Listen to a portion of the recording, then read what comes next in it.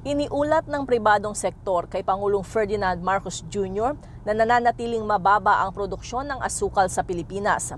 Sa meeting ng mga opisyal ng Private Sector Advisory Council Agriculture Sector Group kay Pangulong Marcos sa Malacanang, sinabing mahina ang aning tubo.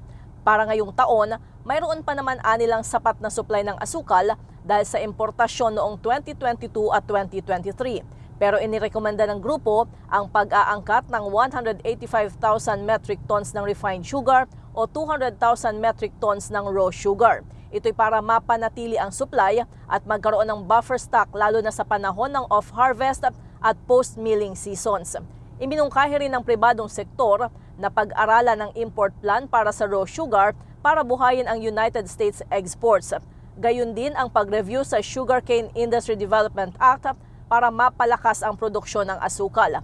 Una rito, sinabi ng Sugar Regulatory Administration na nakaapekto ang tagtuyot na dulot ng El Nino phenomenon sa mga taniman ng tubo, partikular sa Negros Occidental na nangungunang sugar producer sa bansa.